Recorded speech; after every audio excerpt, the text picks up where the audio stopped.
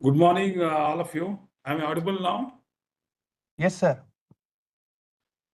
So, we have completed more than 4 days. Now, today, I will discuss about some of the emerging topics as well as how the many different areas of work will be considered in the cloud computing analysis.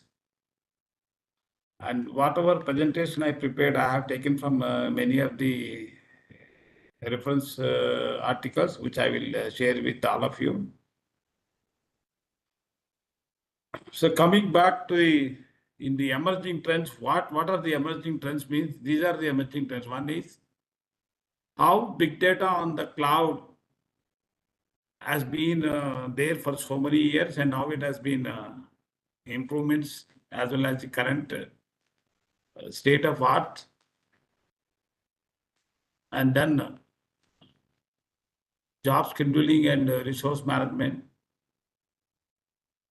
Second thing is the edge computing, cloudlet, and fog. All these things are also coming onto the cloud computing now. They are all integrated in a different context. The another one is that resource and replica management. And the last one is how the IoT applications have been addressed. These four topics, which many of them our earlier speakers discussed, but I'll give you a little bit overview and tell about the problems which are there and now what are the possible solutions exist as of now actually. So most important is rise of big data and cloud computing. But today the big data is part of the machine learning, deep learning AI, where you talk about few billion tokens to process the application. And also we handle large amount of data. So it's a combination of high performance computing and high throughput computing. So these are the four topics we just quickly walk through, but we don't cover more details about each and everything. Let us see. So as you have seen earlier, almost all the computing systems which are there in the cloud are high throughput computing system, high performance computing system, where the either high throughput or high performance. Every system is having many accelerators, whether the GPUs from Intel, AMD, NVIDIA, or the other accelerators, FPGA, from signal processing applications. And many are there, which we know very well. So what is the important characteristics which I have learned in last 4-5 days is scale out, that is scale in or scale up, where the resources are dynamically changing. So that means we need a dynamic resource management system required. That is one thing. Elasticity and high availability. All these three things are plugged with performance. That is a turnaround time or the time taken to complete the high performance computing jobs actually. So these are all required. Now, when we go back to these systems, that is either high performance or high throughput, we need to understand all the systems are in distributed computing in nature. Then we need to understand the file systems. One is that we get HDFS, Hadoop Distributed File System, where the large amount of data has been partitioned as a chunks, and each chunk is moved on to the every node, where the master slave architecture and name node, data node, and job tracker, task tracker, and you have Hadoop Distributed File System. And then Hadoop Distributed File System is not fully POSIX compliant. That's how the earlier language of Java now move on to the over the Java, we have Python. And one of the good advantage of HDFS is basically one is fault tolerant, second is replica. And it is really used for the big data analytics. On the other side, Lustre is basically, it is tightly coupled network systems where the Lustre file system is exists in the high performance computing, where we talk about the performance and it is POSIX compliance. So there are some advantages. There are some positive things, negative things. Both will solve for different kind of problems that we need to understand also. So whenever we solve large problem, we need to be very careful about read and write, random read, and how does it happens, replicas and everything. This we'll discuss. So when the HDFS or the Lustre file system exists for the distributed computing systems, when the cloud consists of distributed parallel computing systems or the large scale shared memory single system with more number of cores, what are the targets for the improvement in today? Latency, bandwidth, security, which we discussed 2-3 sessions ago. Energy efficiency, that is a number of milliwatts you consume to compute, number of milliwatts you consume to move the data from one rack of the Hadoop cluster to another rack, manageability, availability, and techniques used to address. These are the things which we need to focus. And last 5 years, in all these 5, you see many improvements are there. And we also see the problem requirements and problem demands also and try to solve. So now we come to the big data side. How the data has been constrained. Data are numerous. You may have the data irregular and regular relationship, semi-structured and completely unstructured, and data generated, captured and processed. When you generate data through IoT devices, when you capture also through different kind of devices, and in entire data, when you store it, either you storing on the memory or in the storage or in the flash area of SSDs, how do you do the data mining to extract the information about certain properties of the data? How do we really represent data as a graph theory graph? The graph may be structured graph, unstructured graph. A good example is 5G telecom traffic. 5G telecom traffic consists of a large graph. Each vertex of a graph represents the router or the switch. And between one switch to another switch, one switch in one city, another switch in another city, the edge is there. That is what the link. That means this is a mathematically a graph, set of vertices, edges, vertex have weight, edges have weight. Then how do you really mine the data is another thing actually. So the question is, one way you have data, other way you have mined the data or compute on the data, then what kind of workload required in the cloud and how do you analyze? That's what the major question in the big data side. Let us see each one. As a big data is characterized by 3 ways. That is, basically it's come under the volume, variety and velocity. Then many other things also have come now. Now, based on all the characteristics, you can classify the data in a different way. The classification is based on the important 5 aspects: data source, where the data is coming, and data content, how the content format is there, and where the data stored, where the data staging, and data processing actually.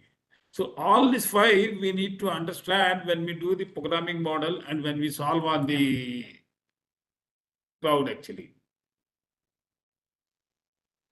So all this data classification, whether you say data sources, the data source may be web page, or the machine or the sensing IoT devices or the transaction from the databases or the NoSQL, SQL, or the IoT device itself will generate some data. Now once you get the data, what is the content? Will it be structured or semi-structured or unstructured? Or the data you format as a graph or indirect graph or direct graph? How you are storing data? Are you storing normally as in a key value SQL pair and key value NoSQL, or the graph-based databases where Neo4j and other kind of open source software there on the graph? How do you store the graph? And column oriented or document oriented, all are basically how the databases are basically data stored. The question comes, when I store this data, Lustre file system is one on HPC, Hadoop distributed file system is on the high throughput computing. Similarly, you have the Google file system on the Google high throughput computing. Then how do you address these data storage issues? So all these things, data sources, content format, data stores, are all very much tightly coupled. Data staging, how the data is going to be useful, what kind of cleaning is required, how do you do normalization of data, and how do you transfer the data? Data staging is another script which we write to do all the things. And data processing, when you run high performance computing systems, where you have 1,000 nodes, each node, 1,000 systems, each system is called as a node, 1,000 nodes, each node has 2 GPUs, 4 GPUs. In the case of AI machine learning, if you really work on the Perplexity or the ChatGPT or the Gemini, they use large clusters, and every cluster node consists of maybe 8 GPUs. If they use NVIDIA, they have NVIDIA NVLink, 8 GPUs, all eight NVIDIA GPUs connected with NVLink. So GPU to GPU communication is fast. And you can process the few billion tokens in the AI much faster on the cluster of system with GPUs. That all come under the batch processing. That means you keep on getting the request and you process on the HPC system, or similarly you process on the high throughput system. But there are other applications where data processing come under real time.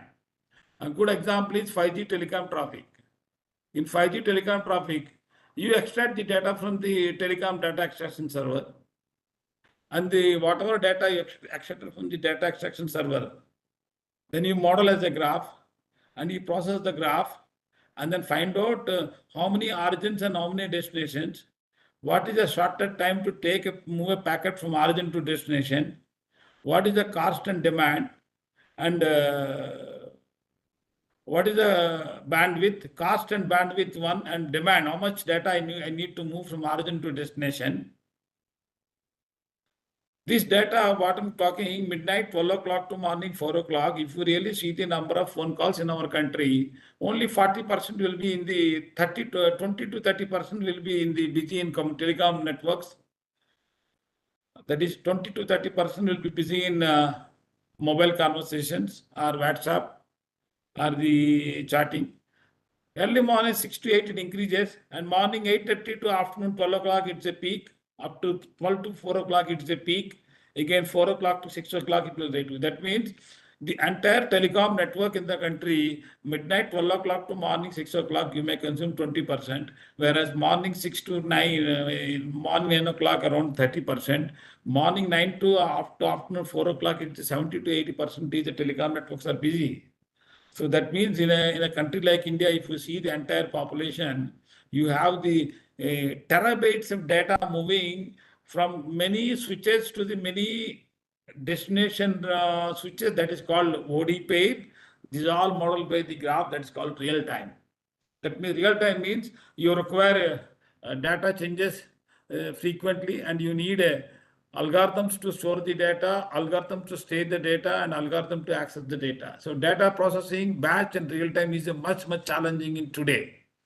And where the entire, once you get the data for telecom data processing and you have to store the data, that means some data in the buffer, some data is in the process, some data is in the pipeline yet to arrive. All these three, if you couple, it will be more than terabytes of data. Terabytes of data, we need to process it in real time. That's where real time 24/7 operations are required actually. Maybe in the 5G, 6G, in the down the line, 2 to 3 years, you will see whenever the traffic increases, then there is a automatically you can control the routers and switches and everything you can do, where they use a lot of software defined networks, and NFV also they use in 5G, 6G. So real time data processing in 5G and storing data in the cloud to do the AI analytics and big data analytics is the most challenging.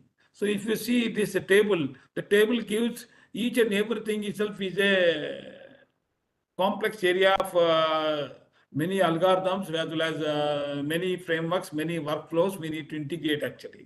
If you really see data sources, sensing, IoT, transactions, mission, and web, all are integrated today. When you integrate all the thing, what we call as a full stack development happens in the data sources. Similarly, when you see last one, data processing is real-time data, we need to process it rather than batch processing. The earlier batch processing and high-performance computing systems and high-throughput computing is basically real-time actually. So we need to understand data classification, where the how data is processed is another issue. So now let us see from the high throughput computing point of view, you have the distributed file system, which is basically HDFS, and you have the large amount of database for unstructured data like NoSQL, where this unstructured data sets like NoSQL means, if, for example, if a person works in a company, he or she has got 10 attributes about the company, which includes his salary, name, place, designation, kind of responsibility, and everything. If he or she moves to another company, again, many attributes will change. That is, attributes keep increasing when a person goes from one company to other company, which include nature of work and personal information and the salary, as well as the provident fund, everything. Now that means a person moves to 10 companies means you have 10 different kind of databases. All databases you have to include and come out with a one query. That's where the NoSQL applications are more useful actually. So what you really see is that left side data storage and right side you see the utilization APIs.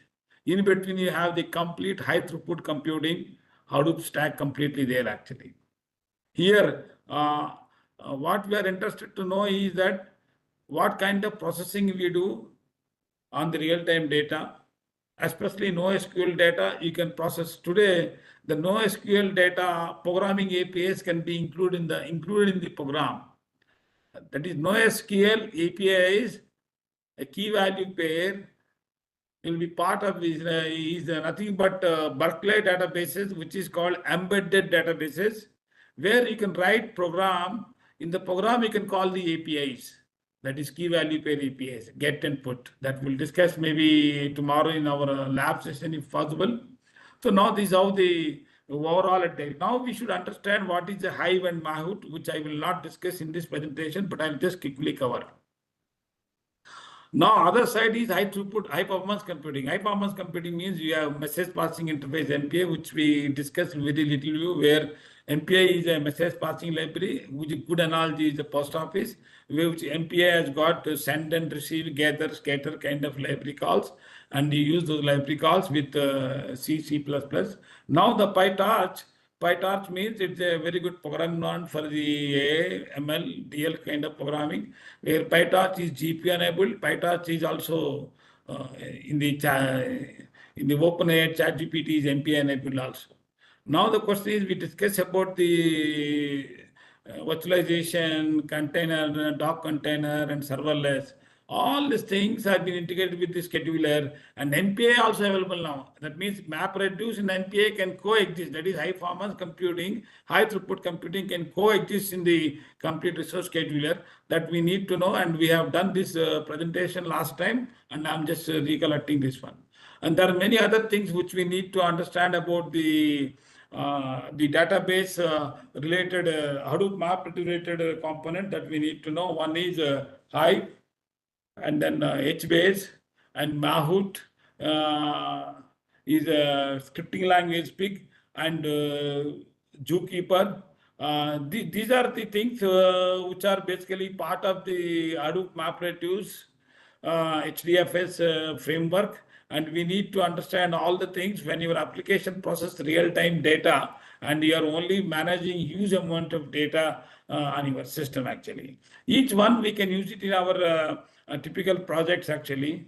Most of them use the HBase that is basically useful for the data source in the tables, and they also use the Zookeeper when you have many applications, how we can really coordinate and everything, and how the Google's how the Hadoop master and slave nodes work. All information can be understood using these names actually.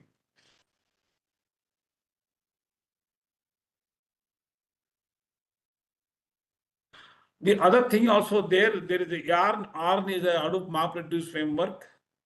And then how the Hadoop MapReduce framework really works, which we have not covered last time details, but we also don't cover much now. But other faculty members must have covered these things actually. One more thing is that Twister is also iterative MapReduce, where you have the MapReduce computation, then again you iteratively continue this one to get Twister. And we also have the data serialization techniques, which are very important, and remote procedure calls. Avro is also one more important thing actually. So now what is important is when you have all these things available on the all kind of systems, let us see where they are available. One is that if you really see Google and Microsoft, Amazon, Cloudera. What we are interested to know is basically when we develop the open source cloud computing framework, we should understand whether application is having big data analytics, where the data is stored as a large graph and processing, or whether it is a relation database where key and value, whether it is a NoSQL database where the unstructured data exists in the key value pair, and whether you do the video analytics streaming processing, or whether you do the machine learning, forward propagation, back propagation, and then how much GPU is required, everything, and data sources where the data is coming, and availability. All this, if you really see these characteristics, we can compare with the how they are provided in the Google, Microsoft, Amazon, Cloudera. Nowadays, most of them are giving high-level APIs or the low-level programming APIs. With these APIs, we can write the programs also very, very easy actually. So that means when you really handle the big data, first and foremost, we need to classify our data. We need to see data staging, data processing, data storing is happening or not. Whether data is coming through databases or IoT devices, or the how the data has been used, what we call as the producer and consumer, that we'll discuss next slide also.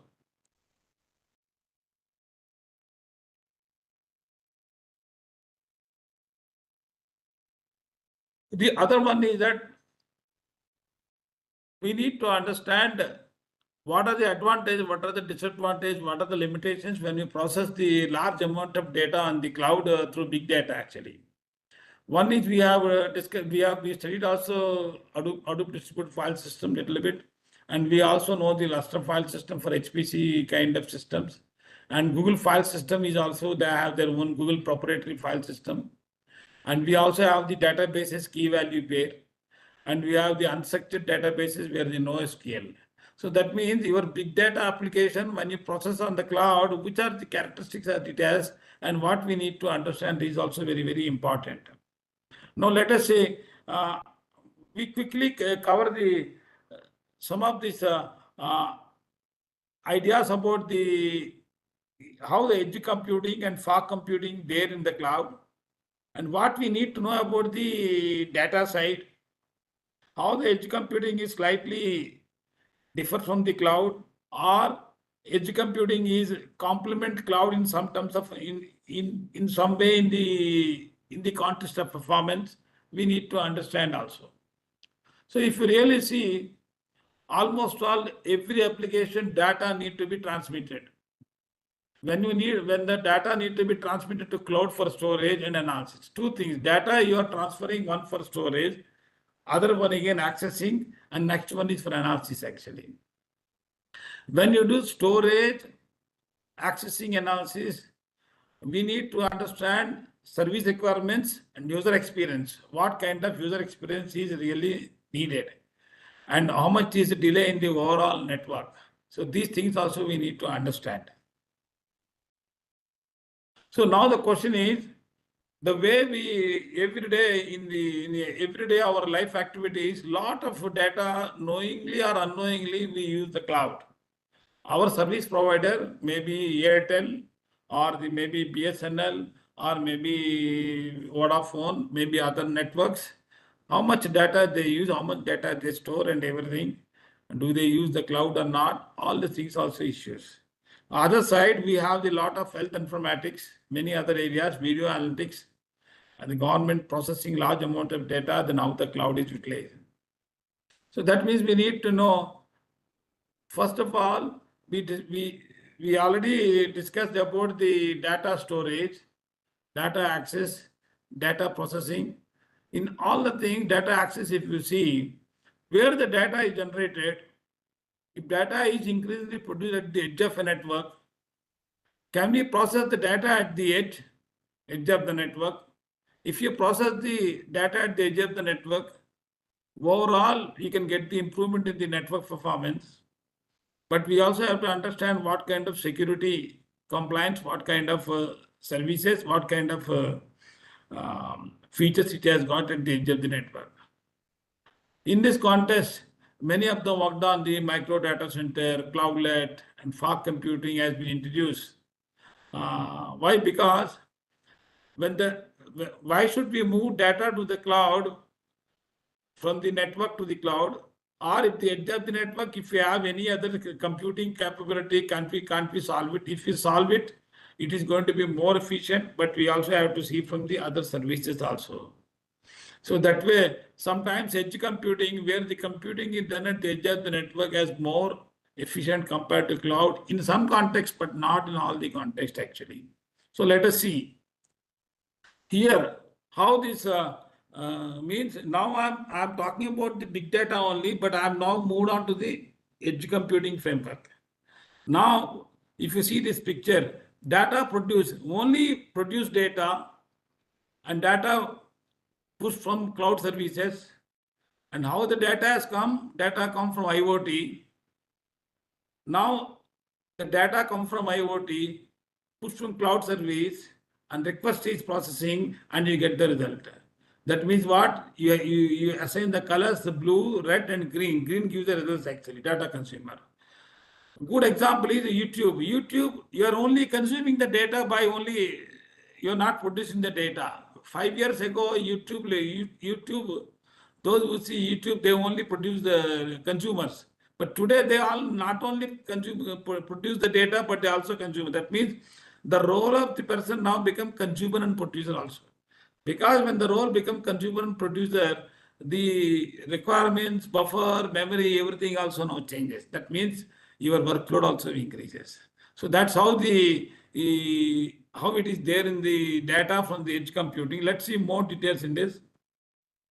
Now that means what? If you put all computing tasks on the cloud and computing power is on the cloud, then it outclasses the capability of the edge. That means data processing versus network bandwidth speeds. Data processing you can do on cloud because it has more capabilities, more power. But if the data moves to the cloud, you spend more time in moving data. That's where the network bandwidth also. That means speed of data transmission is one of the bottleneck in the typical cloud computing paradigms. Now today, all the cloud computing paradigms, they have integrated the edge computing also. So that's how they happen. Let us see some of the examples in real life also. Here one example is the terabytes of data it generates for a flight which goes in the every day. If you see this website, more than few hundred gigabytes of data will be generated by the Boeing per flight. But the bandwidth between the airplane and and satellite or the base station is not large enough for data transmission. That means when the flight operates from midnight 12 o'clock to next day midnight 12 o'clock one day, if you see the flight operated data, all the data will be not only flight operation data, but about the system, how the flight moves, how the flight goes to take up devices, everything, all are basically control of many devices. All the data, either you get at the base station, or you store in the cloud, or you do the some transmission. Now, why not some data push from cloud service to simulation? So let us see in the real life, this really, 2 days ago, I visited some of the websites about the how much flight data basically the process every day. So another example is, this is one example is I have gone through Virgin Atlantic. In the 2013, almost all 10 years ago, if you really see, the data which they are processing, half terabytes of data for extensive use of the aircraft, where the data comes from the interconnect system, IoT devices, and this is a large amount of data basically collected actually. Now, how do you process this data for future prediction, for analysis and everything? So that means here, another one is autonomous vehicle is another example. Okay. You have the vehicles without drivers, everything. The car generates a lot of data every second. And this data is required to do real-time processing. The real-time processing, when you do, if you do it on the cloud, it takes a long time. If you do it on the edge, then it takes less time, but we need to worry about the security compliance as well as the security protocols and implementation.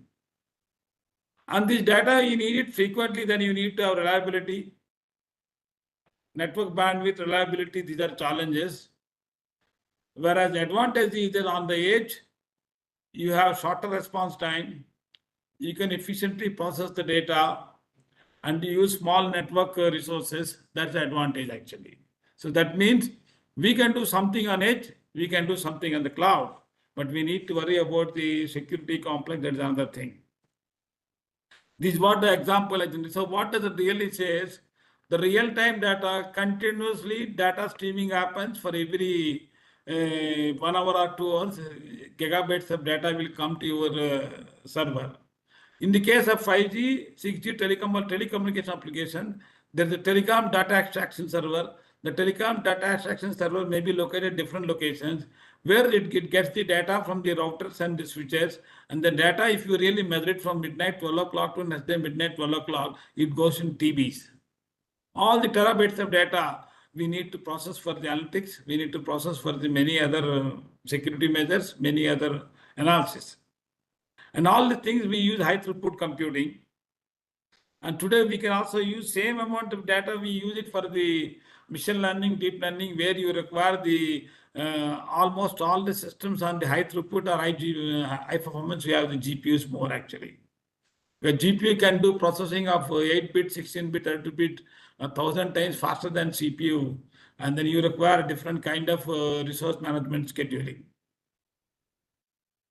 That means what basically you have the, if you really see, earlier we produce the data consumer is there, but today in almost all the devices, they only produce the data, they also consume actually. So both the things actually, because of both the things, your data which is going to be moved to the cloud is more, the data which is going to be processed on edge is more, and all the things. Besides all the things you require, whether data which you are processing, you are doing computing or you are visualizing or you are working on the GPU, or the data is in the cache base, or data is in the edges, or the how much service delivery, how do you manage the devices, all these things are now challenges in the big data.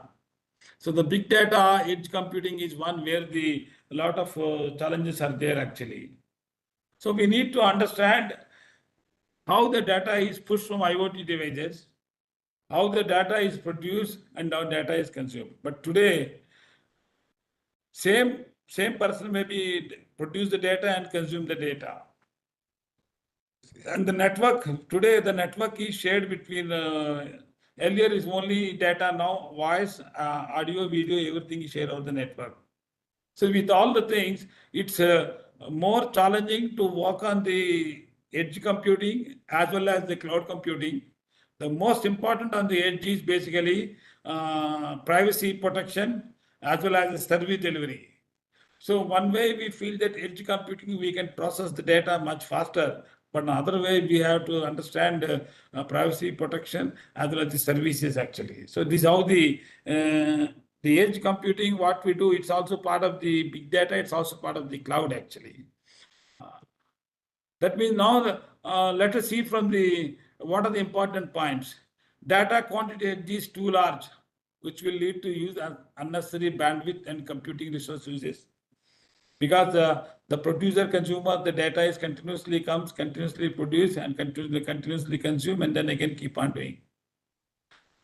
Next one is privacy protection is required. That will pose obstacle on the IoT devices also. How the IoT devices have been, how the IoT devices are designed, how the privacy protection is handled actually. Last important is most of the IoT devices are the energy constrained. Because they are energy constrained actually, how we can do computing, compute on the edge and then understand the data of the IoT actually. So computing on the edge is more efficient. So with all these 3 points, IoT device is also part of the big data now, and we need to understand the data processing challenges. Another thing what I discuss is basically data consumer to producer. In the cloud computing paradigm, end devices only consume. That's what good example is YouTube video watching on a smartphone.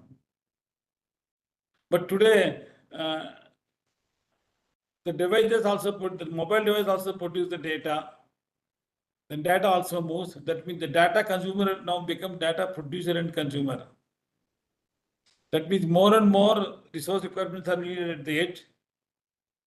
And then how they are connected to the cloud. So these are very, very important things from the edge computing IoT perspective.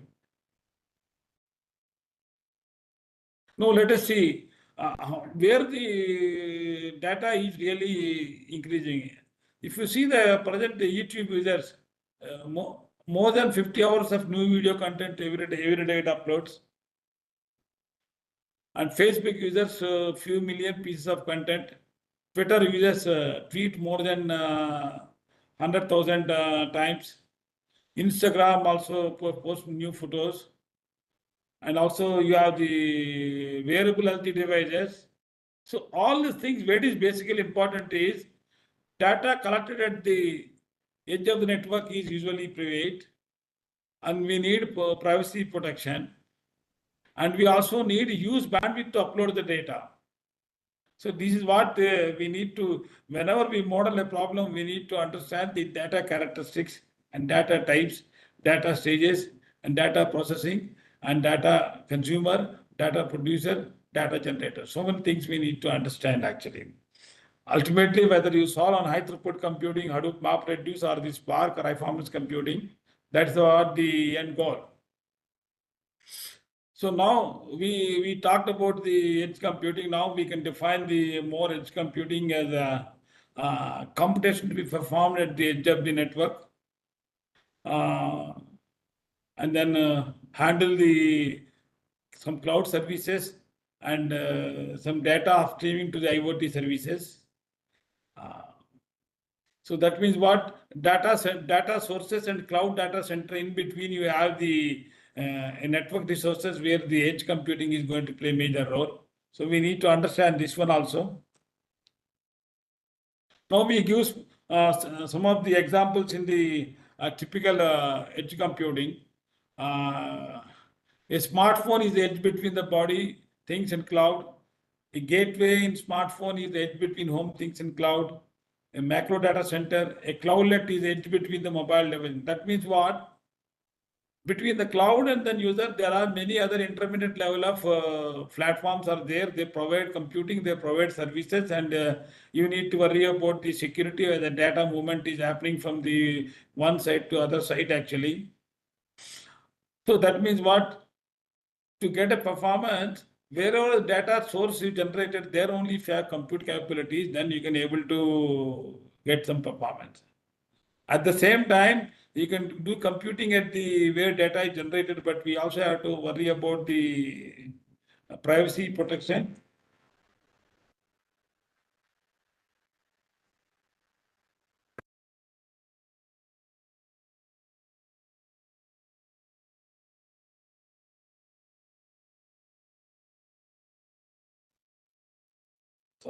Sorry for interruption. Okay.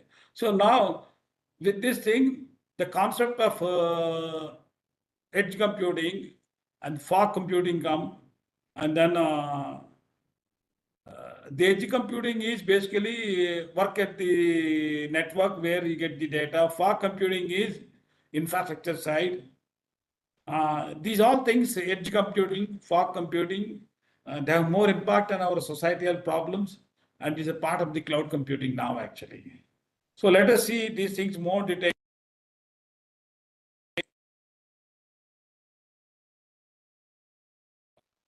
So sorry for interruption. Now I'm audible now. Yes, sir, you are audible. So now if you really see, whether you talk about the edge computing or the fog computing, between the cloud computing resources and then end user, in between one more layer is there. That layer talks about the edge computing, fog computing, maybe cloudlet, many things are there. By introducing these layers, you may feel that you can get performance, but we also have to understand the data staging, data processing, privacy protection, many things are there actually. So that means the cloud computing is completely combination of edge, fog, cloudlet, many are there. And all things are basically depend upon the type of data and how we are processing.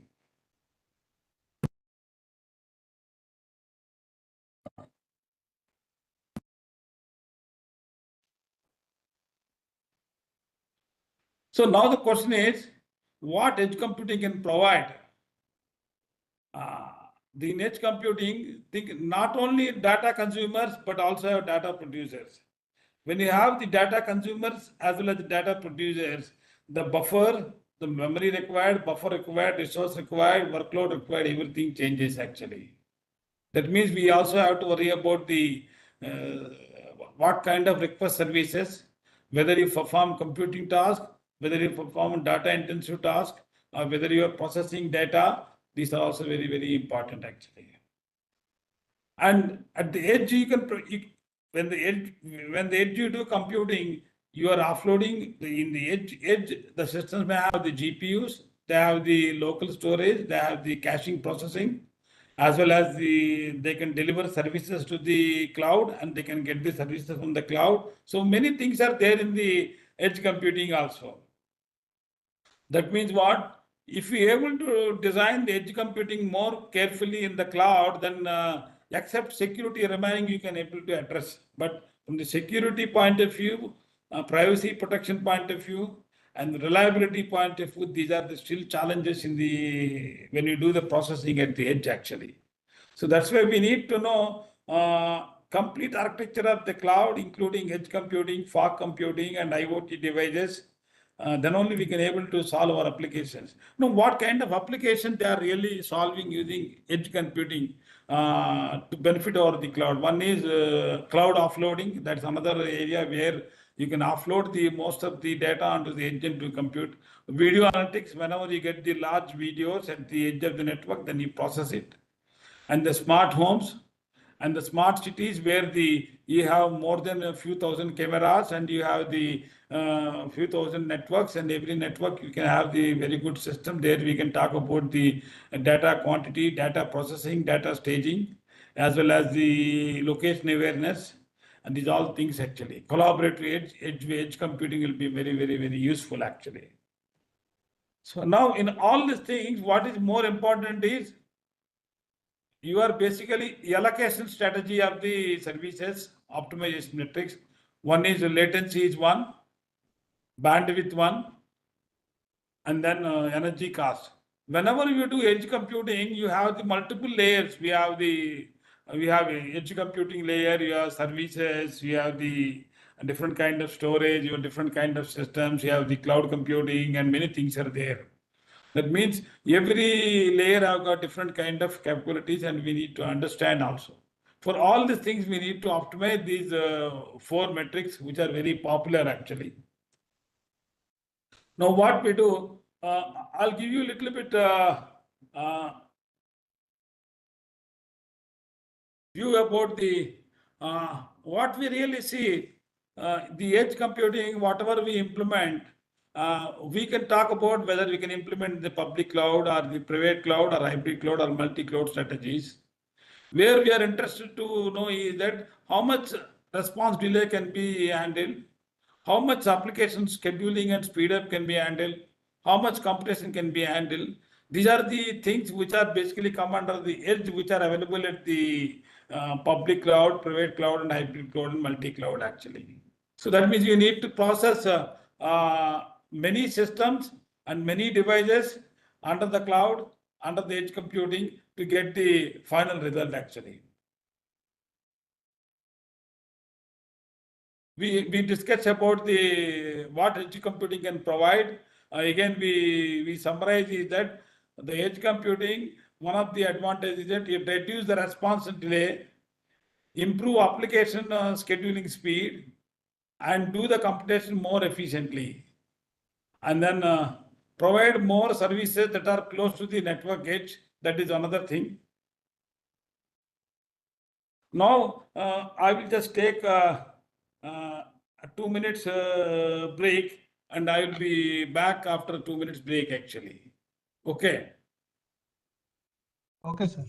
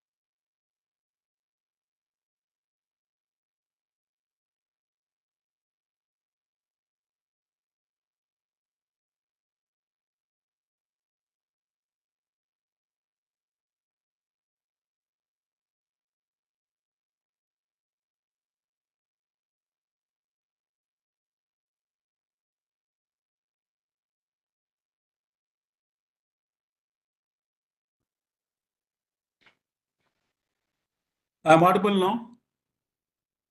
Yes, sir, you are audible. So we talked about the edge computing, how the, the cloud computing and edge computing, how the edge computing can reduce the response in latency and bandwidth cost, managing storage. Now the new concept, which is the edge cloud computing system ECC, that is also grown up in the last 10 years, where the at edge level also you can provide many services, and already cloud computing many other services are there. How the both can be really seen as a single solution framework for the many applications. So now you can see here, this is a complete overview about the edge cloud. As you know about the at the network edge only you would like to do compute, then each edge has got different kind of storage requirements. And we have observed two examples. One is complete simulation data of the Boeing kind of aircrafts and unmanned aerial vehicles, and you have virtual reality, and you have the many IoT devices, smart city cameras taking pictures, and you have the tablets, and you have the smartphones. All these things, they have minimal or limited storage space. They are connected to the gateway. They have level 1, level 2, and then gateways, and you have the routers and switches, and you have the remote compute cloud is there. That's how actually happens overall at higher level view of the edge cloud actually. Now here, whatever we discuss by many experts, as well as me in last 3-4 sessions, you can see everything is captured in this picture. But here all compute nodes are basically GPUs, and today most of the compute nodes, they have 8 GPUs. If you have the NVIDIA GPUs, they have NVLink kind of connectivity where GPU to GPU can communicate, where many of the AI workloads will be carried out. You have the AMD GPUs, AMD interconnect. You have the Intel Gaudi 3 processors for the AI, where they have their own network similar to the Dragonfly. This is how the picture you can see. That means by end of another 2 to 3 years, you will see many clouds and many gateways, as well as the many edge clouds will be there. They'll be connected actually. So here, most importantly, the response time or the latency or round trip communication or the bandwidth to process the more number of jobs is important. If you really see remote cloud, there are 3 systems which you can see. Those 3 systems, some may be high performance computing, some may be high throughput computing, some may be having the different kind of storage, network attached storage or data storage. That is how the pictorially you can represent about the network storages and layers of network and then application side, all these things actually. Now we'll go through these things, how the elastic, how the edge cloud computing is basically handled in this actually. So edge ECC is edge cloud computing systems. Let's see what are the issues to be addressed from the resource management point of view. Second thing, we also talked about the replica, which I will discuss about the replica. So now at each edge there are some servers are there.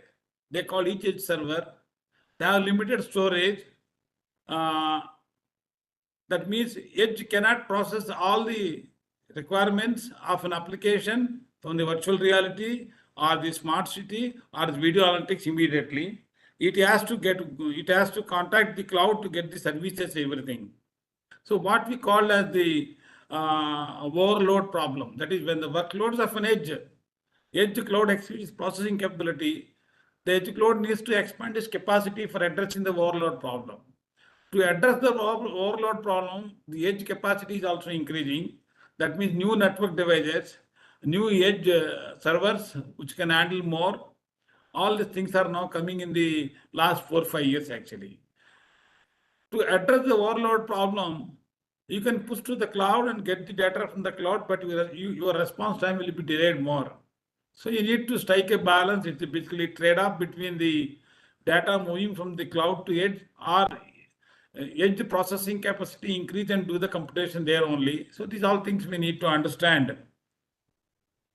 So what are the challenges which we have? One is resource management due to dynamic nature of workloads. If you take the video analytics, if you take the smart city, if you take the medical operation data staging, or if you see the flight simulations, or if you see the unmanned aerial vehicles, or if you see the 5G, 6G telecom traffic, the resources vary from one application to other application. That means the resources vary and the workloads vary. When the workloads vary, the processing time also changes. The processing time means whether you require memory or whether you do computer, whether you do IO, or whether you need a intermediate buffer or you need a more buffer, or you already process the data you need to keep in the memory.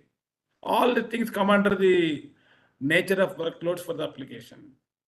That means based on the nature of workload for application, you need to process the resource management carefully.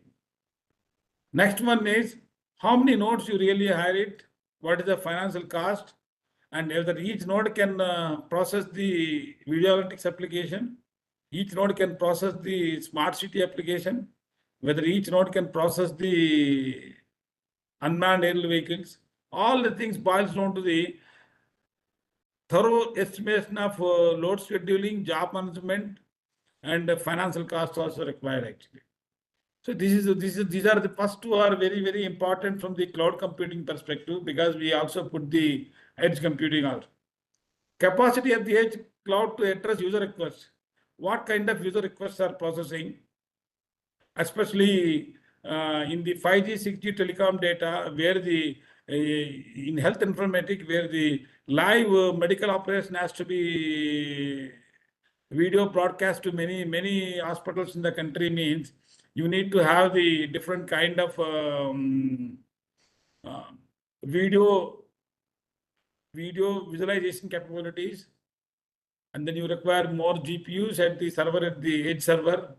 So these all things also capacity comes into the picture actually. So what basically first is this, user demands are diversified and response time has to be reduced. So these two are basically, you need a better strategy actually. How we can do these things is also another issue. What is called as a replica management strategy, which consists of replica allocation, consistency, and preserving strategy. Normally, the replica management strategy, is broadly used in the high throughput computing where the Hadoop MapReduce and HDFS.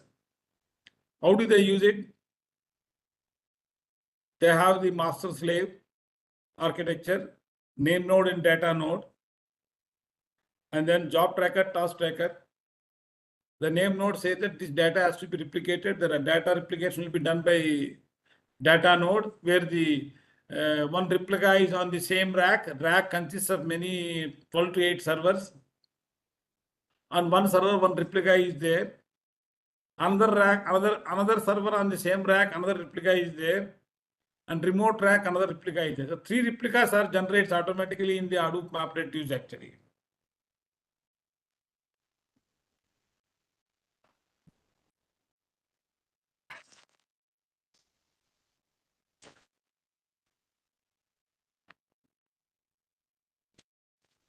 Three replicas are generated in the typical Hadoop MapReduce and HDFS.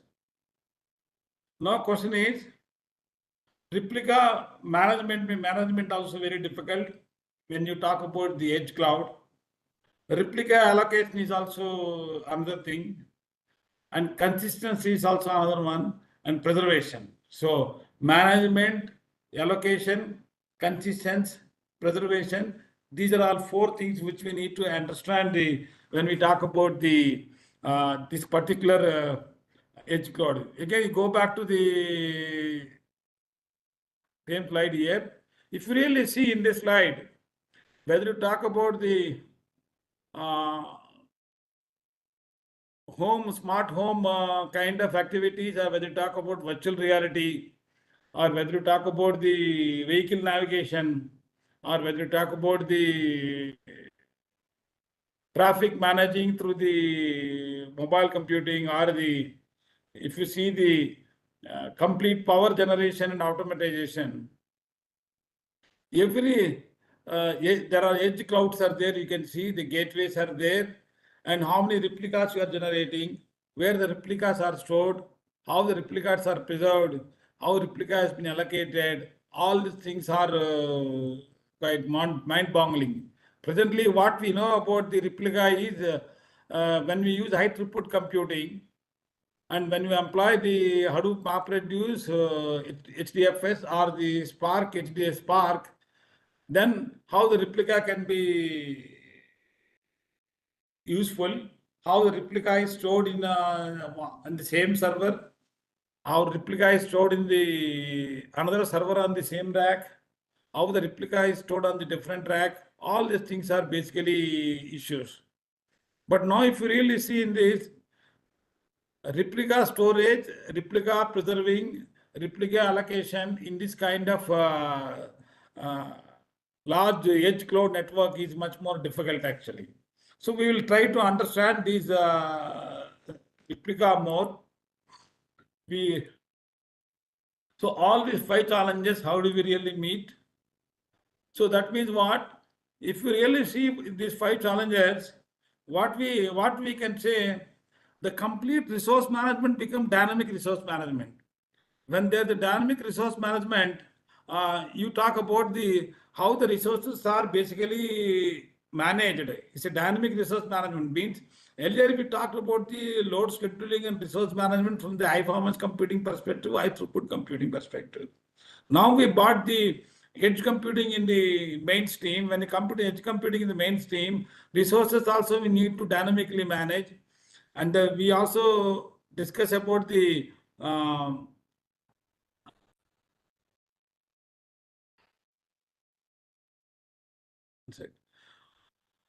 we also discuss about the resource availability. Now let's see about so what we need is that we have to understand all these 5 points. If you manage the resources, ultimately minimize the cost involved, minimize the cost involved in renting the nodes. Managing resources means to respond to the dynamic nature of workloads, to reduce the overall response time by the edge, we need to do. So how do we do that? Let us see. A DRMS means a dynamic resource management strategy, which is basically workloads of the edge cloud. That means to address the overload problem, we need what is the workload of the edge cloud, how much workloads are there, and what kind of workloads are coming, how do we manage actually. That means we have to accept the request so that workloads of edge are satisfied. And at the same time, we need to minimize the cost of rent and nodes. This resource management strategy, which is dynamic resource management strategy, which we really develop, it requires some kind of optimization also. How do we do optimization is another issue. What are the various methods they are employed for this actually? Let us see. That means in a dynamic replica allocation strategy based on the storage overhead and the user experience may be required.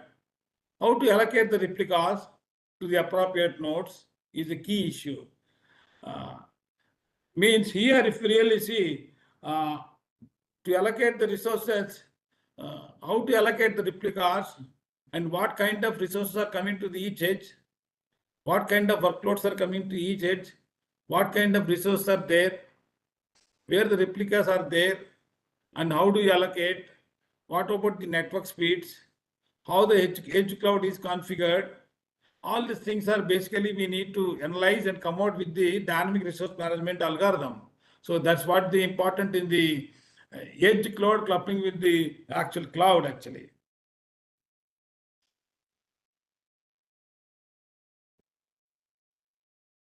So now how to allocate the replicas to the appropriate nodes is a key issue. And then we need to understand that the node resources also changes dynamically. Means some of the node resources are processing by the request, some other node resources are still available, and we need to address all these things in the replica allocation strategy. Let us see. Now here you can see in this picture how the resource management is basically and replica allocation strategy is proposed by the others. You have the they also introduced edge resource manager, and you have the cloud resource manager, and you have renting nodes for the renting nodes and releasing the nodes, and how to calculate the number of rented nodes available, and when are we going to release the renting nodes, and what is the overhead and user experience, where the replicas are there, what about the how the replicas and edge and remote cloud are there. All these things are basically integrated framework. In this integrated framework, if you see application perspective, video analytics application, smart city application, or the health informatics application, or the aircraft data processing application, or the signal traffic application, the workloads we need to predict. What kind of workloads are there? How the workloads are highly compute intensive, or the memory intensive, or the IO intensive. Same thing, file types. What kind of file types? And if you really want to process on the high throughput computing, where the storage is come under HDFS, file system is not POSIX compliant. If you want to do only compute more, then you have to go for the high performance computing. Then you have the POSIX compliant parallel file systems files. And if you see the users means there are many users today. When you more than every day more than a few lakh vehicles will move on the road, and you have everybody uses the mobile for the direction to go from origin to destination. Where the data is coming, where the data is processing, all these things are nothing but number of users, a different kind of fine grained messages or the coarse grained messages. Coarse grained means somebody wants to go in a car and see the live medical operation which is happening at the Delhi or somewhere. So you are sitting in Pune or going in a car and you have to go to the many interactions and then many intersections and you have to see the live. And automatically many other cars surrounding your car also seeing the similar live, then automatically car to car neighbor user to user communication happens actually. And what is the cost involved in the storage? And what is the transmission rate initially and what is the transmission rate peak actually? When I talk about the network transmission rate, that's what I discussed in the earlier slides. If you take 5G telecom traffic and if you take 20 cities in India, maybe 20 cities you take Calcutta, Delhi, Mumbai, Pune, Hyderabad, and Chennai and Bangalore, more than 6 cities. When you really see the telecom traffic, midnight, 12 o'clock to morning, 4 o'clock is maybe 10 to 20% of the population. And if you see morning 7:30 to 10 o'clock, it goes to 60%. If morning 10 o'clock to the up to afternoon 2 o'clock, it goes to 80%. 80% means more than 50% of the population of the state are in communication. That means the overall traffic goes for every 1 hour GBs. When it goes to GB, you talk about what is the cost involved, what is the capacity, what is the demand, what is the network speed, all these things actually. So all these inputs or changes dynamically. When the input changes dynamically, how your edge resource manager and cloud resource manager and how your edge node, they really work, and how the replica management allocation is done. So in this picture you can get the actual real simulation of the cloud and edge for the many of the 5G, 6G kind of applications is really mind-boggling. You require many software modules to be integrated. In all the things, we also have to integrate. In the case of 5G, 6G, we have to integrate SDN and 5G telecom traffic also. The another thing is that how the edge clouds, which are location awareness, are they connected? Are they connected one-to-one? Are they connected in a mesh topology? Are they connected in a ring topology? Are everybody connected to everybody? How we can basically handle these things actually. So this dynamic resource replica management, where the edge cloud and then cloud, which are both are integrated, where the resource managers are of different type will be working together actually. Now, all these things we can understand how the algorithm is implemented and how to get the some kind of results in this actually. So most importantly here, when we talk about replica, we only talked about Hadoop MapReduce, Hadoop distributed file system, where the replica is stored on one server, where the master node tells data node serves on one server. And then same replica is stored on the rack of the Hadoop cluster. Same replica is stored on the different rack. So 3 copies are there. Now, are we going to use same thing here? All these things are nothing but the complexity in the resource and replica management. So that's why last my lectures and other lectures, people talk about the load scheduling and resource management in the cloud. At that time, we assumed that the cloud consists of 2 systems. One is high performance computing system, other is high throughput computing system. High throughput computing system consists of the Hadoop MapReduce Java, Hadoop MapReduce Python, now the Spark Python. Now we also have the message passing library MPI, C language, MPI, C++.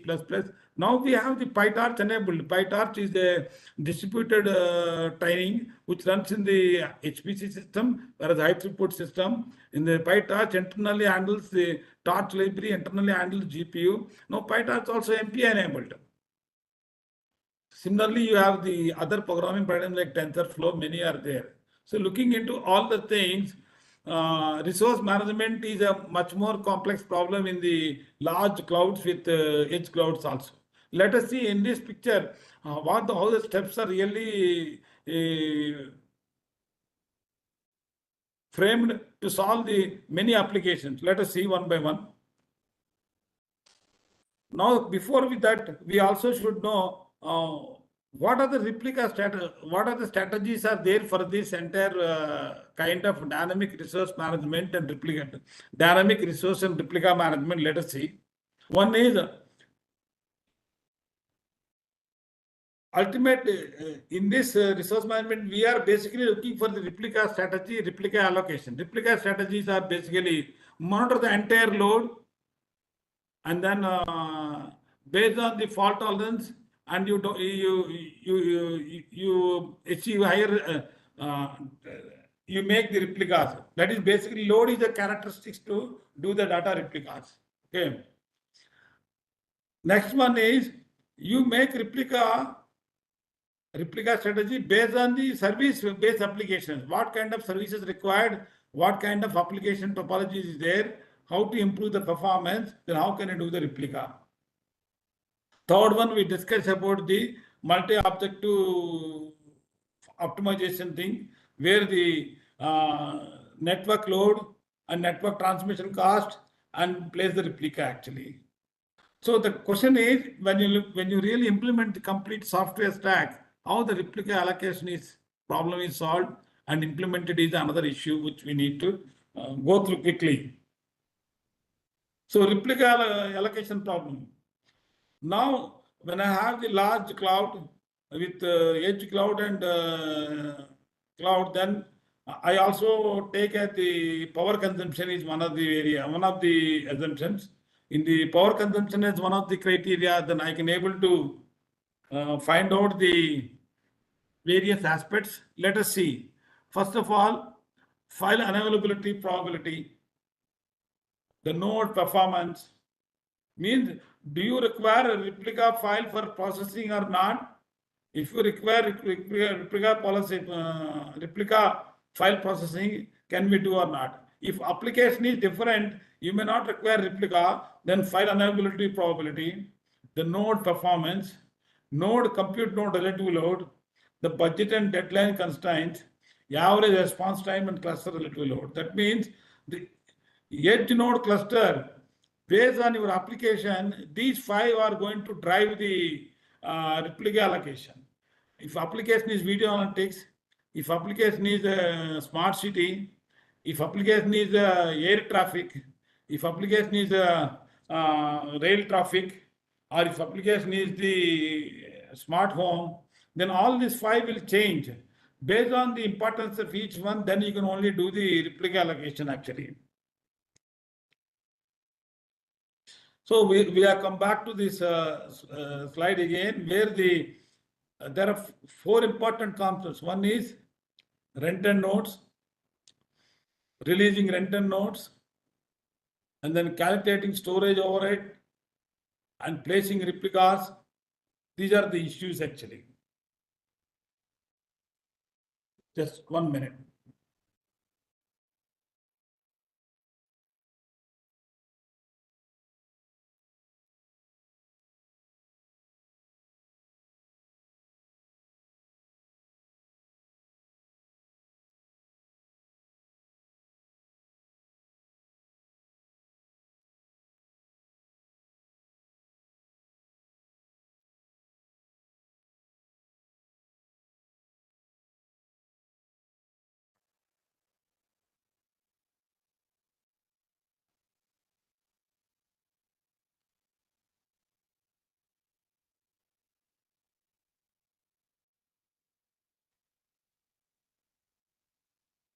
So when we discuss about the resource and replica, the edge resource manager and cloud resource manager, and input you have different kind of workloads, different kind of file types, and cost of storage, and price of rent and nodes, and the number of users, and network transmission.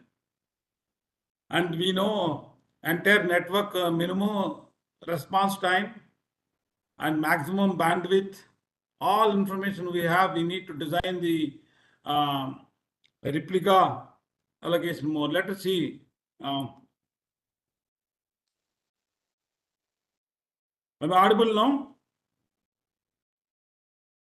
Yes, sir, you are audible. So what are the important steps we need to understand replica allocation? So why this replica allocation? When we discuss Hadoop, MapReduce, big data, HDFS, we talk about replica. Now we need to talk about replica in the edge cloud computing systems also. Because we have the rent and nodes, you have different kind of workloads, and you have the price of the rent and nodes, and number of rent and nodes required, and what is the workload types, file types. That's where the step 1, the protected workloads and the price of nodes are considered, calculating the number of rent and nodes during the next period.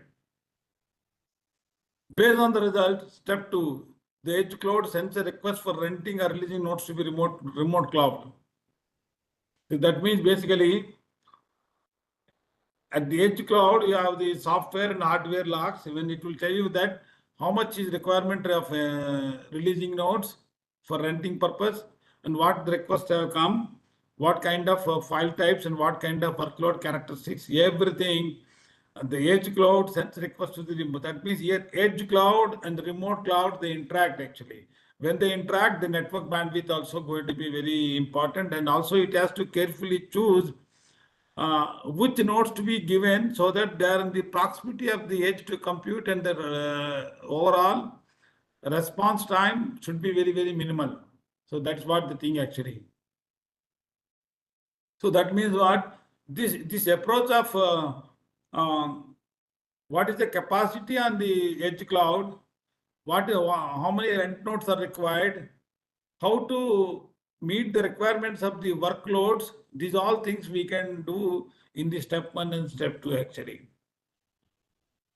So now after doing this, if your application requires more replicas, then we also have to see for a replica allocation, what is the storage overhead, what is the file types, what is the storage cost, and how many number of users are there, what is the initial network transmission, everything we need to get from the user's experience. That means how many users are working, what kind of application they are running, whether it's video analytics or the smartphone or the health informatics, medical operation or the air traffic.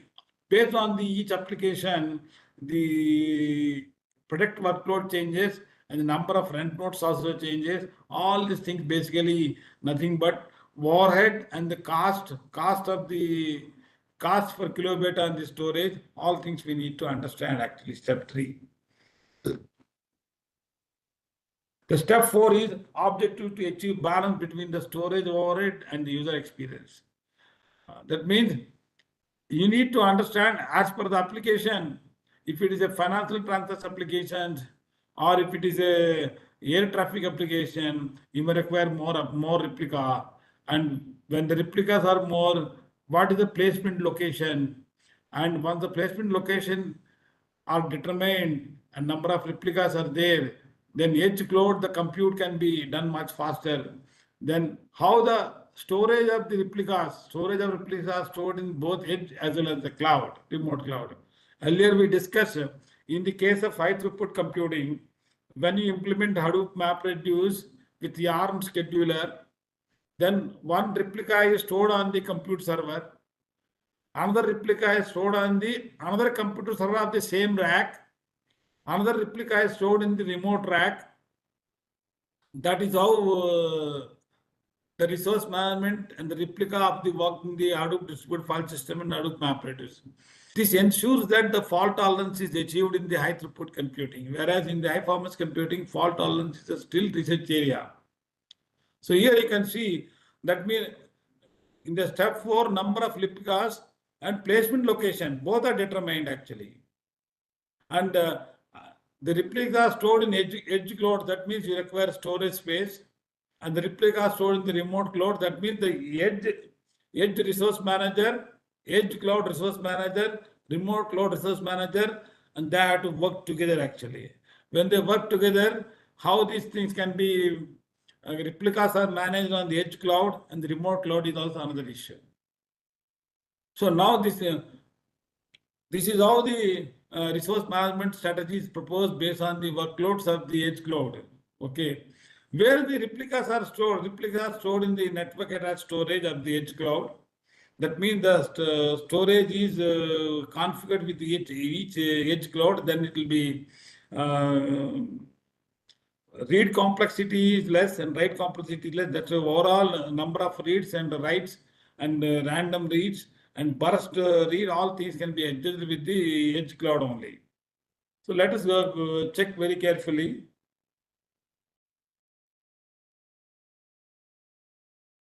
I'll just go back.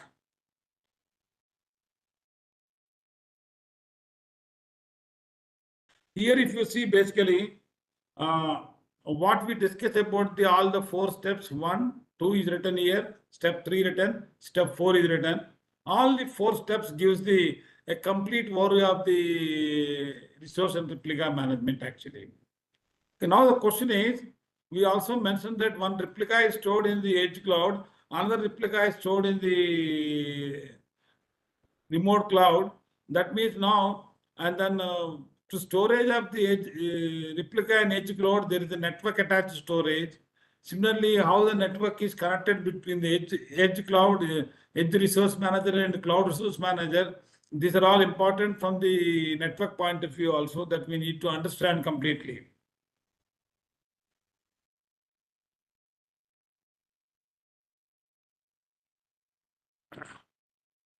So all the replica of each file is stored in network attached storage in edge cloud. Let's see, summarize where we are now. The files are kept in the network attached storage. which managed by either edge or remote nodes.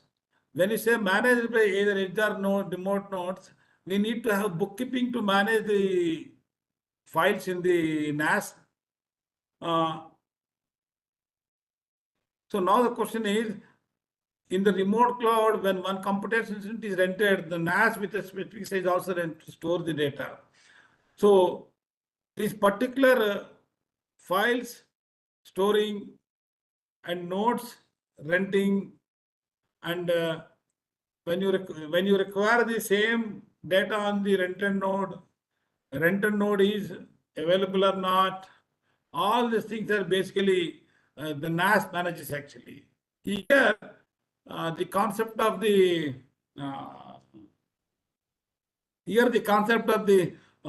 storage service also has come into picture. That means there is a storage service for the edge cloud. There is a storage service for the cloud resource manager. And usually such a huge data whenever there is managed by the master and slave. That means you configure the resource replica management as a master slave architecture is another master slave similar to the Hadoop MapReduce. Let us see that one also.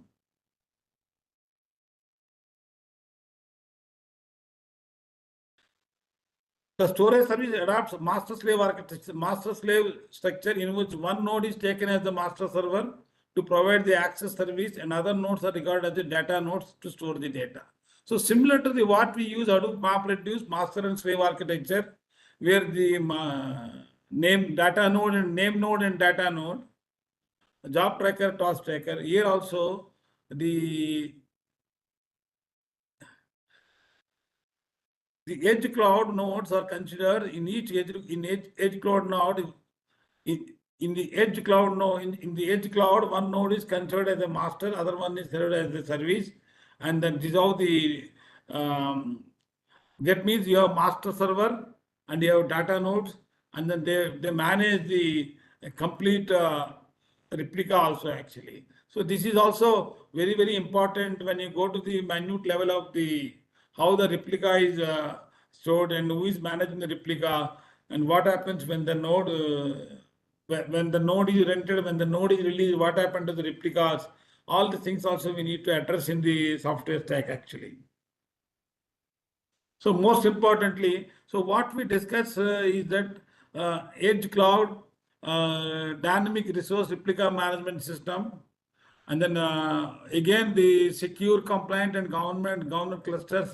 And we also discuss about the LDAP protocol and AD services. That is tracking quotas and logging and everything. All these things is also growing area in the edge cloud and computing system. Till that to implement completely, this is another way of maintaining the compliance about the overall data from the security perspective.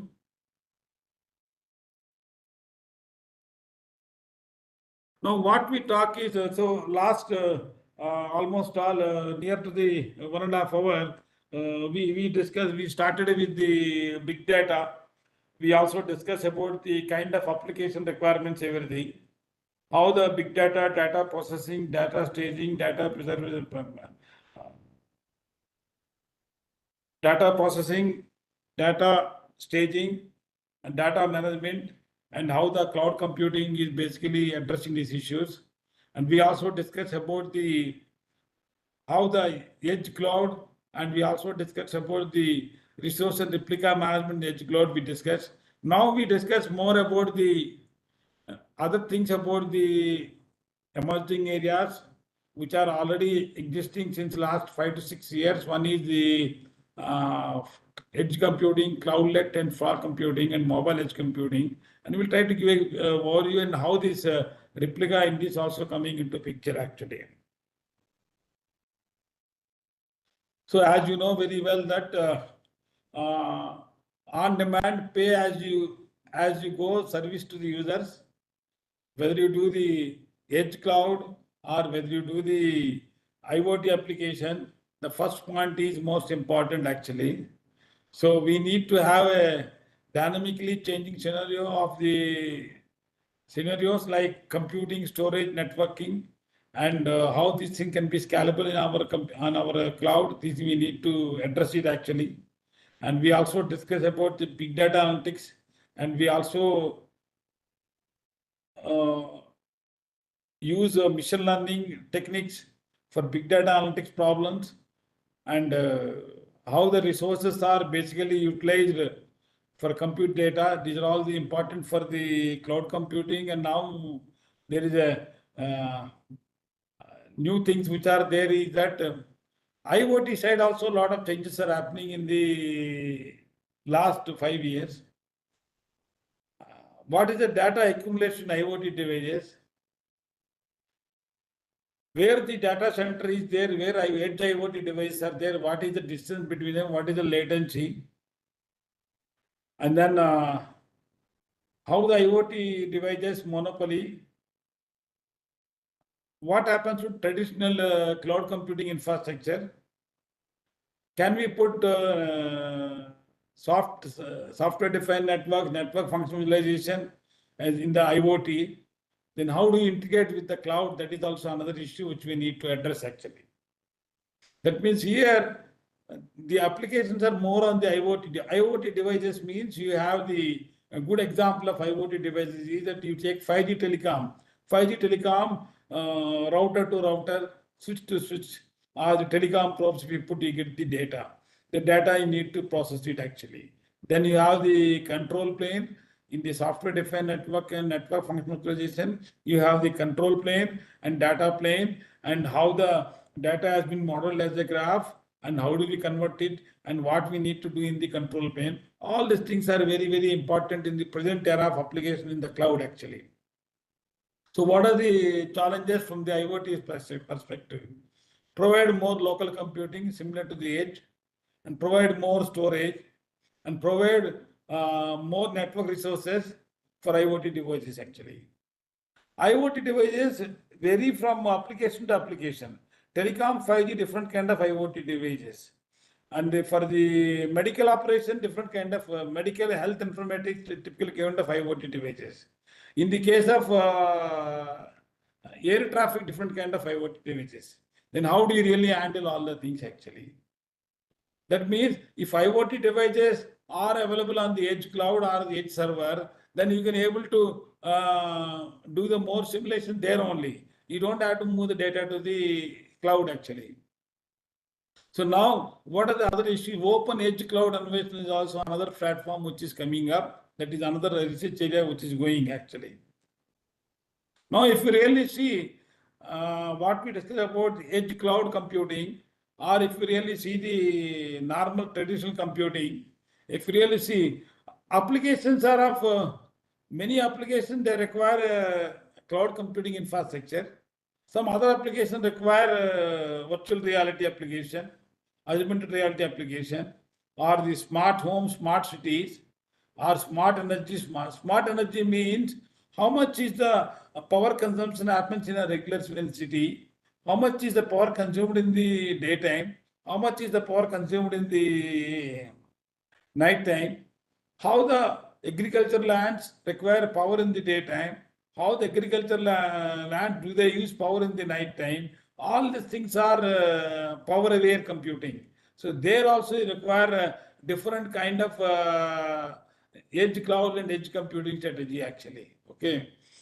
Now for the applications, you require a large data center in the computing where you run the application and get the result.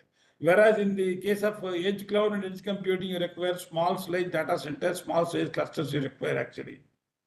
Okay. Proximity means edge computing is very, suppose if you are in the smart home kind of application where the most of the edge close to your user home is required. Whereas in the case of conventional cloud computing, you require remote data centers where you move the data and compute and get the result. Whereas in the edge clouds, you make many communications, short range communications, many things. Then that's why edge computing servers and the edge should be very close to the user, that is IoT users. End-to-end latency. Here, when you talk about conventional cloud computing, end-to-end latency means the user and then cloud. That's how you need to understand. And in between, if there's edge is there, what is the distance between the edge and the remote data center? How much is there? Whereas if you have the edge cloud near to the user, you require low latency because you need to process the data in real time actually. Okay. Similarly, backbone network bandwidth is also consumption, how much you really consume backbone network bandwidth consumption. That means network bandwidth consumption means huge amount of data you need to processor from your to data center. That means more number of users, they continuously read or continuously write, that should happen, should be very high in the case of convolution. Whereas in the case of edge cloud, data size is very small and processing data is also very less because you are in the edge cloud. Scalability means how the cloud computing infrastructure is scalable, how large problem it can handle, what is the latency, what is the bandwidth, everything. Here, scalability doesn't make much difference in the edge cloud because we have a edge nodes are there, and IoT devices are there. They all hooked up to the remote cloud. Then you don't require high bandwidth and everything. Okay. Security attacks. Security is one major thing. Because of the long distance transmission of data from one network to other network, then intermediate tapping the data and do the security and privacy is one of the major thing.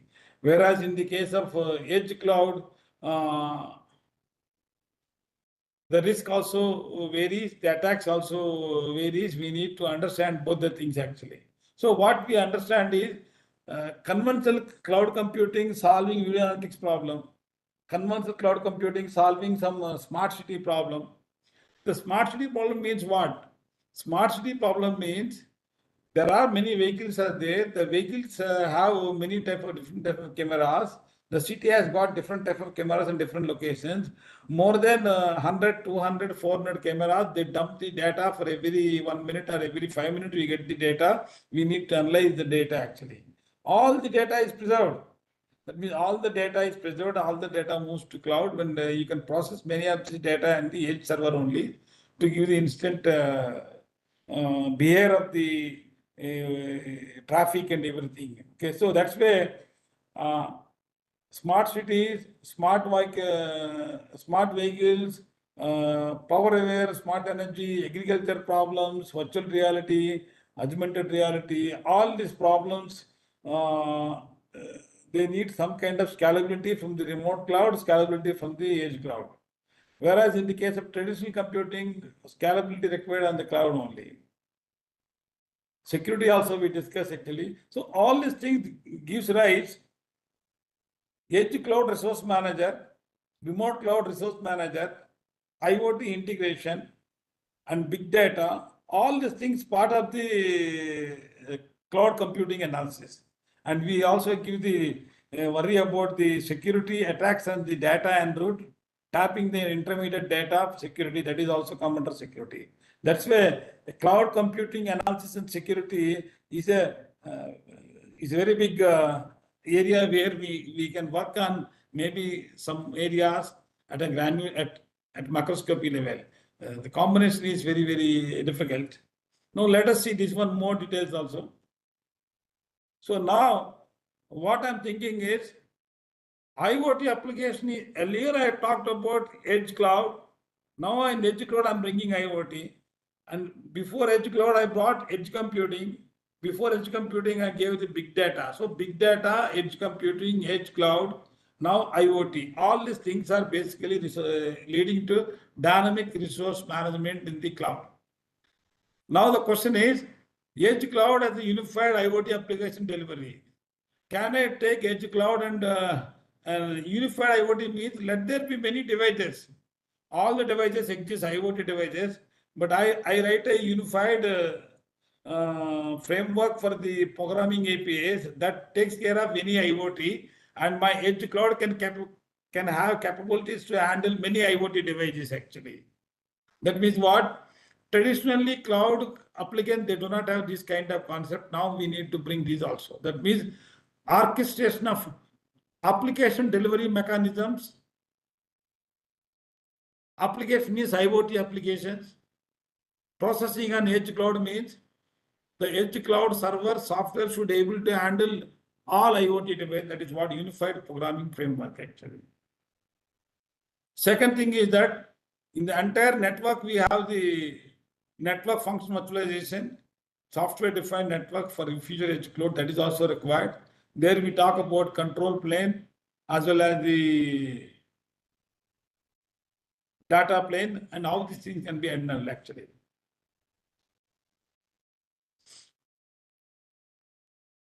So we also discuss about the, before I start this IoT edge computing, I introduced a little bit Cloudlet, which is already known to many of them. Then I will just quickly walk through the Cloudlet and then complete some of the things in this. A Cloudlet is a trusted resource, rich computer, a cluster of computer that's well connected to the internet and available for use near mobile. That means in the edge also, very near to edge, I have the Cloudlet. In the Cloudlet, very near, I have the fog computing, which I will discuss also later. So that means what? In the Cloudlet, many of the VMs can be launched and then I can able to provide the many services also actually.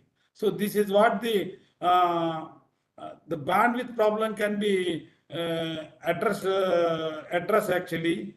Second thing is that high bandwidth means when you do application, for example, when you do smart home application, when you do the traffic application, when you do agriculture application, or when you do the high definition video application, some application require high resolution of images.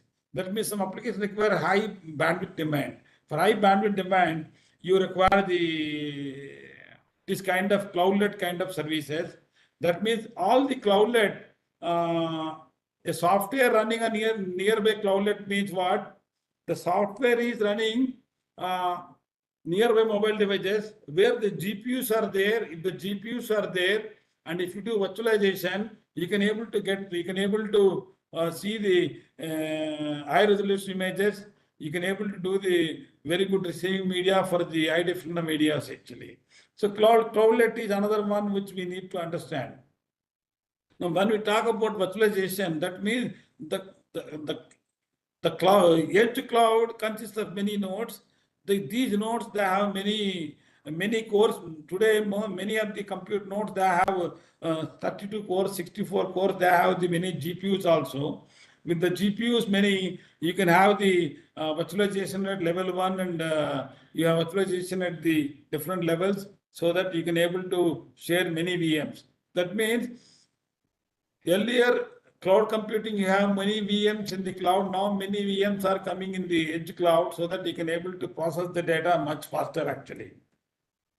So let us see here. That means the mobile computing, that is what the achieve convergence of the mobile computing and cloud computing by introducing multi-tier hierarchy. Multi-tier hierarchy means 3 tiers hierarchy. That means you have central cloud is there. So what we are bringing is, we have big data, edge cloud, edge computing, and edge cloud computing infrastructure, and edge computing and edge cloud. Now we bought the Cloudlet. Now we are also bringing mobile computing. So last 5 years, the mobile is the one where we need to provide the complete service in the mobile actually. That means the mobile is directly connected to the cloud tier. In between, you may have the many cloudlets are there. In the cloudlets, which are very near to some edges also there. This is how the picture. What you really see is that you have the Google, Microsoft, Amazon, all the clouds are available. You can we are every day on our mobile. We can able to identify the traffic. We can able to go from origin to destination through mobile. We can also get the traffic information. All these things are possible. Basically, we have the many cloudlets are there, and the cloudlet you can launch many VMs. All the VMs are running on the edge cloud. Edge cloud has got many compute nodes, and each compute node has got many cores. Then you can have the many VMs also there. With the many VMs, there is a possibility that you can able to run many applications. What is important here is that each of these cloudlet, they have running the VMs. VMs are running on the data cache. That's what the cloud data cache. And open source software size is more actually in this actually. So what is the advantage is that basically the cloudlet can be thought of as a small boxed data center where end-to-end latency for the mobile device, and you also get the high bandwidth can be achieved. A cloudlet can be considered as another data center in a box which is available to the nearest device actually. So this is what the important when you understand the cloudlet as well as the mobile edge computing under the cloud actually. Okay, so here if you really see, 2-3 days ago we discussed about the cloud computing. Today and yesterday we are discussing about the resource management. Now we are going the end user application, that is from your mobile. You wanted to see the video streaming, you wanted to see the health informatics, medical operations, you wanted to see the traffic. For all these things, how the cloud and cloudlets and how the edge cloud they work, that's what we are explaining now. What is the cloudlet approach? A virtual machine-based approach is adopted instead of using process migration or software virtualization. So there is a change. So what we talk about VMs, hypervisor and everything 5 years ago, 6 years ago, we use the same concept, but it is now slightly at the intermediate level where the latencies are low and the bandwidth is very, very high actually. Okay. So these are on here VMs are made based on the user driven and demand actually. Okay, when you demand means here basically what happens here, there is a negotiation between the cloudlet one services and then number of VMs required. That negotiations also will be done as a part of the software stack, as the resource management software stack we need to do actually. Okay. So the mobile devices can negotiate with the cloudlet infrastructure to dynamically request and launch VMs. Again, the question comes, how many VMs we launch, how many requests can be accepted, what kind of application, is a high streaming video or it is a different kind of data analytics. Based on that, we need to understand more things actually on demand actually. So how that means what? Because when you use virtualization, some application tasks, especially high resolution images and videos can be offloaded from your mobile to wireless IoT devices. Once you mobile to wireless devices, the cloud computing edge, the cloud platform to the edge providing very close to user. That means I am able to provide services where the low latency, high bandwidth it is, and as well as the response to the overall time is very, very minimal. But this is advantage, but disadvantage is what is the security and privacy mechanism, how much you compromise in the transmission and how much you really handle. This can be handled more easily in terms of moving data to the completely outside actually. So there's a lot of work is going on the security by pushing more clouded platform to the edge and providing more providing more computation closer to the user actually. So compromising the transmission as well as the security privacy, these are basically trade-off which we need to understand.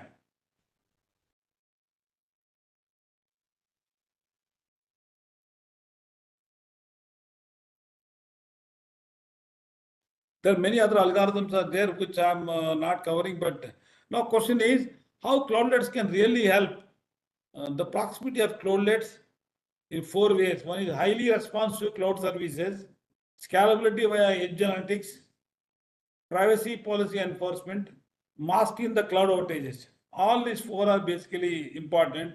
Ultimately, the user sensitive data is stored in the cloud and the edge cloud, and then cloudlets can help to process the data at much faster. Now you really see another area which has come in the fog computing. That means whatever we talked about the earlier cloudlet and edge cloud, everything, can we provide all kind of services? That is, provide data, compute, storage, everything near to the proximity of the user. That means when you say cloudlet, a data center in a box, here we can able to provide all the services actually.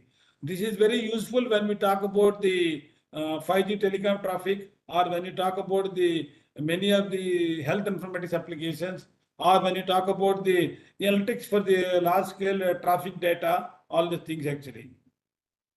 So what is the advantage when you provide all the services? What services means? Compute, you can provide data accessing, data storing, staging, and for all the users, that is basically one issue.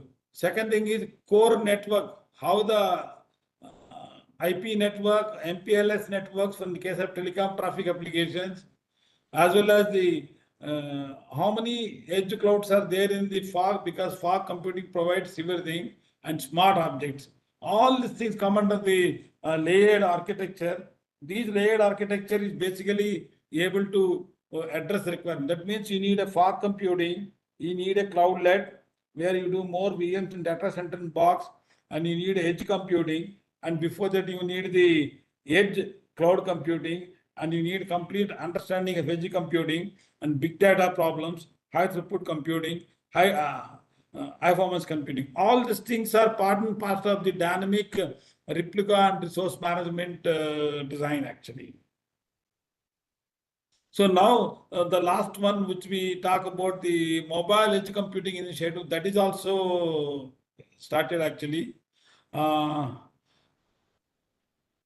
That means all the cloud computing as well as the IT services capabilities should be available at the mobile cellular networks. That means your mobile cellular network is integrated with the cloud computing provider and provides all the things actually. So that means what here, content providers, network operators, as well as the radio access network edge, all things should be authorized for third party for application delivery. Because ultimately when we use our mobiles, application delivery is important. In the application delivery background, we have the radio access network, we have the network operators, we have content providers, application developers. All things has to be authorized and provide the complete ecosystem actually. So now, before I close my session, I just give a couple of things.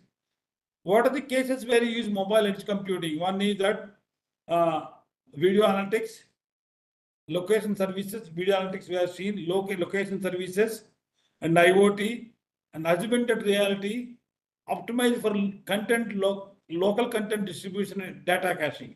Data caching is also another area which I would like to give some idea and then close my session actually. Let me just quickly see data caching. So what you see is that mobile edge computing, you can see video analytics. When you do video analytics, what we need is video management and Mac server as video storage and high bandwidth streams, all things required for the video analytics used in the mobile edge computing. How we are providing the video streaming and how we can able to handle this video in implementation stage, that we can see actually. How the video has been storage in the video storage, and how the video clips bandwidth requirement is needed, how do you address these issues?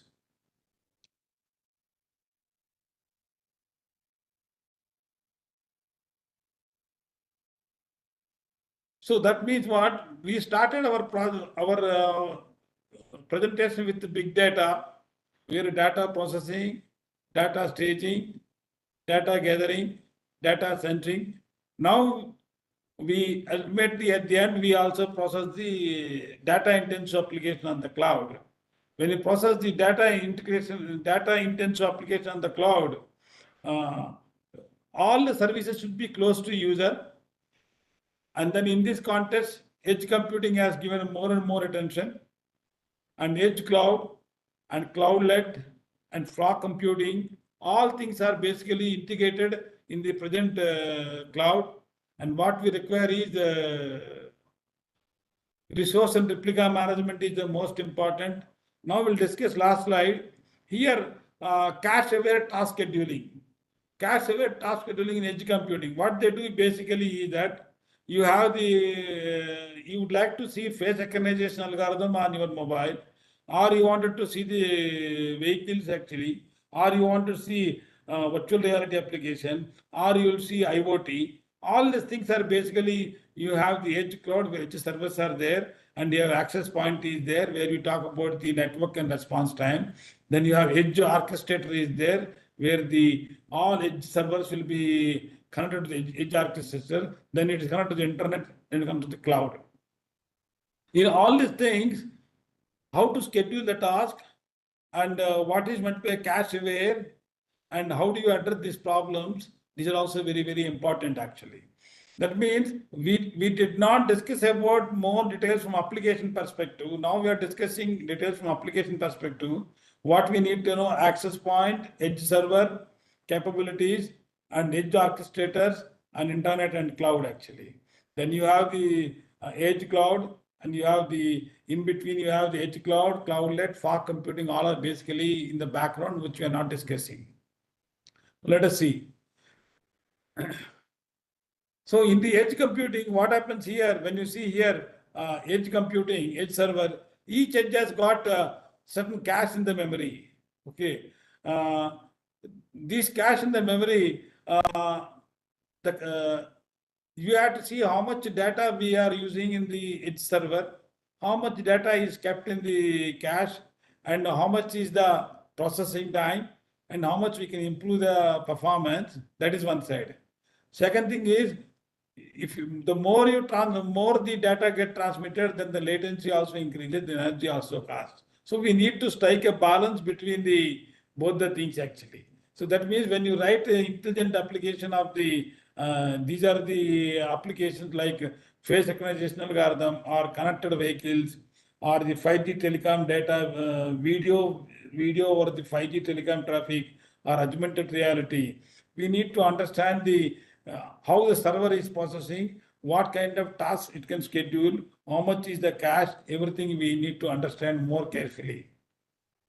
They also called as the quality of services, cache-aware task scheduling is an important thing. What we call cache placement, cache locality, and cache-aware task, these are also very important in edge computing. Some of the speakers can might have discussed. One, Dr. Panda was one of your speakers. He must have worked on task scheduling methods and he must have discussed this thing. But I'll tell you, mathematically, all this task scheduling is basically modeled as a graph. In the model, each you have two vertices, set of vertices, set of edges, and then you have edge connects actually all these things. The task scheduling can be modeled as a bipartite graph. These are the graph theory problem, which I will not discuss more.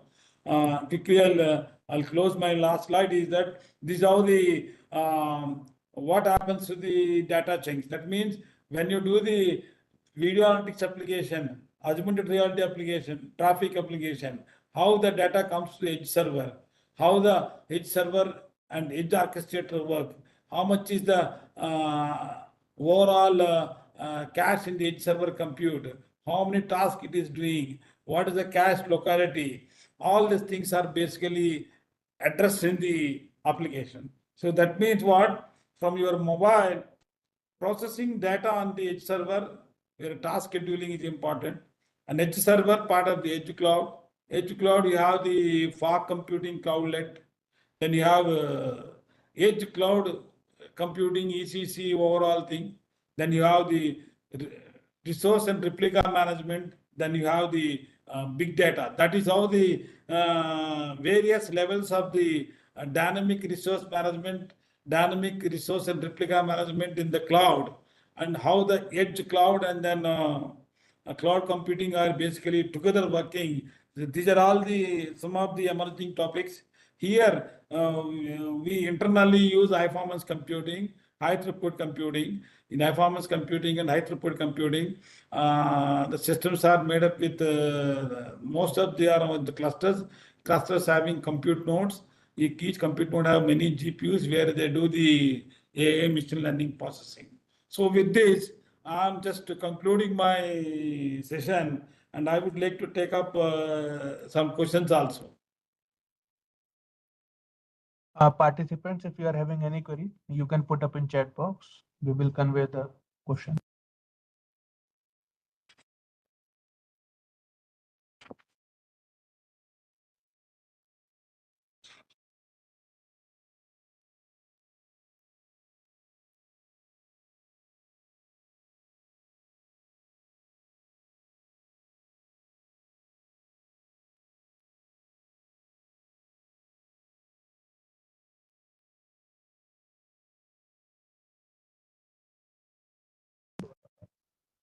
Sir, I think so there are no more queries. So I think we can conclude the session. So thank you once again, sir, for giving such wonderful insights on like how edge computing works and fog computing works and all the cloudlets and all. So thank you, sir, for this wonderful session. Thank you very much. I'm closing. Bye bye. So to the participants, we will be meeting again at 4 p.m.